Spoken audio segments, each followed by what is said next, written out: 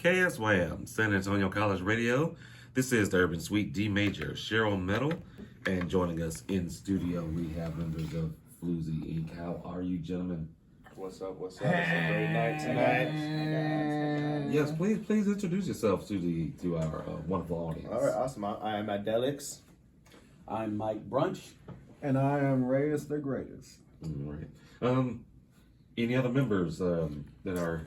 Oh, yes, Rockstar X. Our boy lives in Louisiana. Okay. He couldn't make it out, but we appreciate him very much and show so much love to Rockstar X out there. Awesome. I'm glad that y'all are here. Thank you for being here. Thank you for inviting us. Yes, excited to be here. Individually, how did your journey into music kind of get started individually before you actually formed? Okay, so I started playing guitar around 2008, 2009-ish, around when Hurricane Ike had hit. Okay. I was like very into Guitar Hero, and one of these guys just saw me burning wood because that's what you do during a hurricane when there's no power, and and I was just playing my brother's guitar, but I was no good. I didn't even understand how to tune the guitar or anything like that. And this guy, shout out Arturo, he's the one that taught me how to at least read tabs on like the guitar and stuff like that. It wasn't music theory, like the actual stuff. I didn't learn that until like 2016, but like I learned how to like learn songs. And so that started out, and then I started making beats in 2016 when I like dabbled more into like music theory and everything else like that. Okay. But yeah. Mike? Yeah, take a bit. I'm like, which one? Yeah, I started back in 2009. It was when 3 a.m. by Eminem dropped. Okay.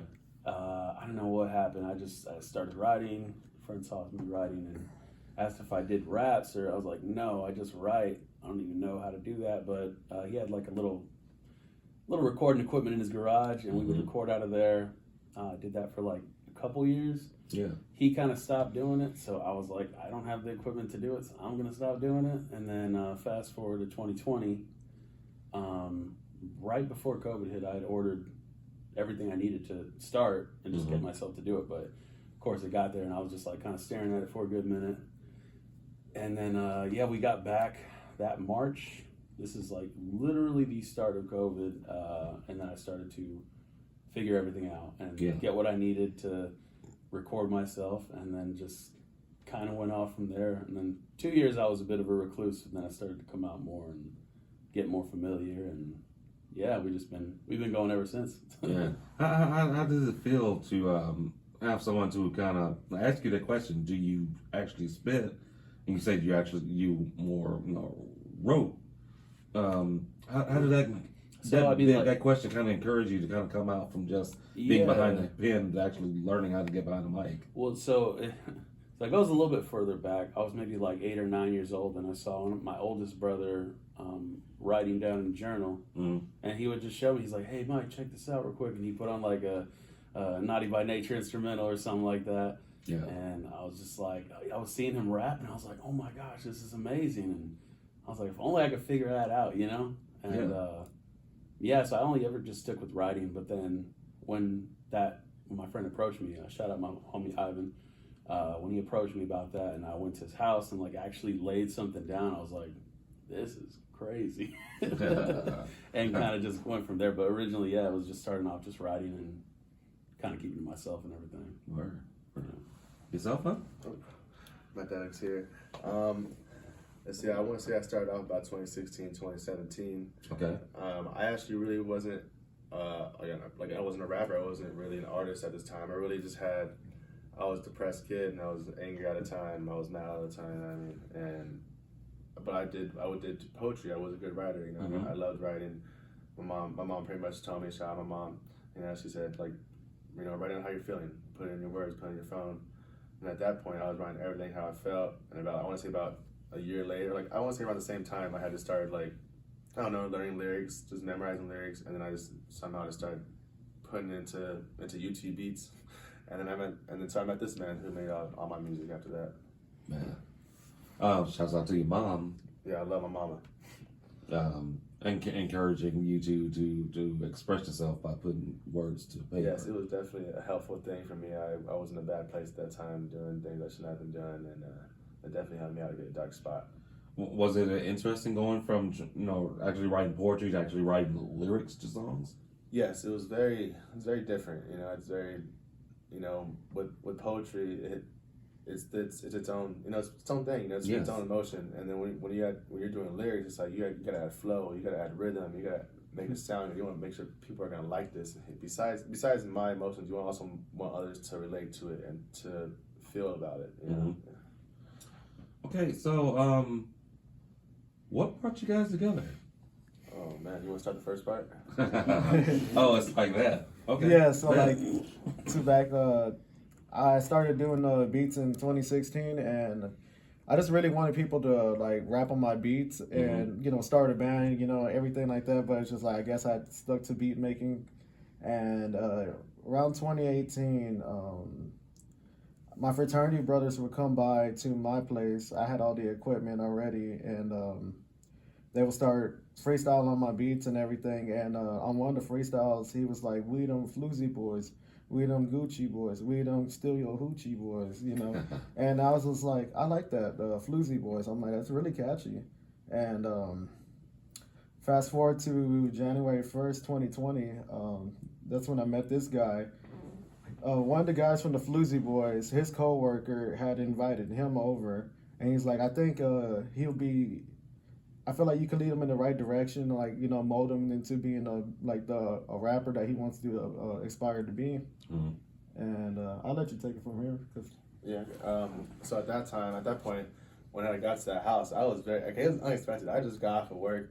It's New Year's Eve. Yeah, New Year's Eve. And then he's like, Mike, like I'm getting straight off of work. He's like, Mike, I got some friends. We're all hanging out. Like, come out to Texas. Texas State. My boy was going. John Ray's was going to Texas State. Yeah. And I was like, all right, fine. I walk in this room. Little did I know this man was Ray's Grace was the genius in the back, but he was not saying anything to me. He was on his phone playing games. Everyone else was talking to me. Everyone else was kind of like, hey, I do this, like that, blah blah. But I'm not gonna lie, I was terrible at this point. I cannot rap. I was awful. Ray's did teach me a lot about flow and rhythm and placing. Like there was multiple times I would drive. I live in Austin, and it was in that San Marcos at this point. Multiple times I would drive his house. Like, it was almost every day I was working on new songs. Like, yeah, maybe these songs weren't being put out, but it was molding me, and it was sculpting me into become the artist I am today, for sure. And then at one point, how we met Mike Brunch was I forgot. Let's not forget about Rockstar. Rockstar was living next to him in the condos, right? Yeah, I found his AirPods on the floor, and I was like, oh, I got me some AirPods. And then I was trying to pair it to him, and it said his actual government name. I'm not gonna put it out there. And I was just like, oh man, I can't do that because it was his cousin, and then they both had the same name. And I was like, I just hit him up. I was like, yo, I think I found your AirPods. And he's like, well, that's not my AirPods. It's my cousin. He was looking for them. I was just like, oh man, But fun to find out he knew how to rap and everything. And I had beats prepared, and like, oh yeah, he's so natural. He's so good at rapping and what he does. Like, he eventually had been part Matt Delix had asked me, and then like we just pretty much agreed that we had wanted him part of the group. Yeah. And then it was at that point like the Floozi boys that we had started with were kind of like everyone life be lifing, you know what I mean? Yeah. So at the end it was pretty much it was me, Ray's Greatest, and then Rockstar X, and then I'm gonna get into how we met Mike Brunch. All right. I wanted to do shows. I wanted to perform. Like I was at this time I was like, I'm ready. Like, let's perform. We have this music. We had released Party. It was me, Ray's Greatest, and Rockstar X, and Party had released my album. And of course, mixed and mastered by John. And I was like, I'm ready to perform. I started doing poetry slams. I started going to I want to get stage presence. I need to make sure that I want to start to go to open mics. All right, awesome. Then we met our boy Don Armand. He's also part of Floozi. I forgot to mention Don Armand he's our comedian host. Mm-hmm. He does stuff in Austin for comedy shows all over the place. And he was doing a show one day at Hookah Lounge, and I was like, let me talk to the owner. Let me see what name. I had never done a show but we had my dad had all the equipment in the shed, just equipment for music equipment to perform. We had everything we needed. I was like, this man can DJ. I was like, all right. I asked the owner. I was like, he took a chance and did it for free. Like, no, we didn't pay him anything. He didn't know. He's like, he took a chance on me. And man, our first show was one to remember. For our first show, it was a packed night. It was a packed night for our first show. So how'd you meet Mike? And then, of course, I met Mike brunch. So after a while, I had signed up for a Christmas show. Right, it was November, December. Yeah, it was a Christmas show. You can take the rest. A Christmas show over at Hondro's, and I just went there. I performed, and I always, anytime I get booked for shows, I'd show up before, and I'd stay there for the whole show to see every artist, because I mean that's just what I believe in. And of course, one of the guys I saw was Medelix, and he was on his way out, and I just made sure to stop and like, hey man, you had some dope stuff tonight, and he's like, yeah, we're out in Austin. We're doing shows out there if you want to come. I'd never been out in Austin, so I was like, yes, I would love to. And did a show with him out there. And then fast forward some time to May, past that.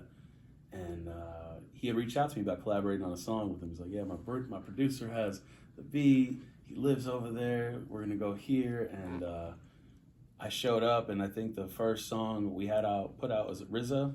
Yeah. That was the very first song we ever recorded together. And then I think shortly after that session, that very first session we had, he reached out and said, hey, we'd like to, you part of any groups? I was like, no. You want to join Floozi? I was like, sure, like, let's see. That's what's up. And I never really collaborated with anybody outside, like, directly. I don't know, I was just keeping to myself, but yeah.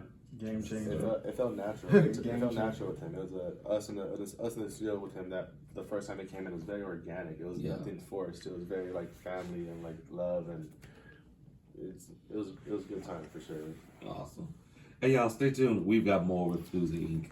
coming up, so do not go anywhere. In this block of music, we have another track from Mike Brunch and the latest from Bad News Bears. But right now, Floozi Inc. with Defibrillator. So do not go anywhere. More coming up. This is the Urban Suite KSYM San Antonio College Radio.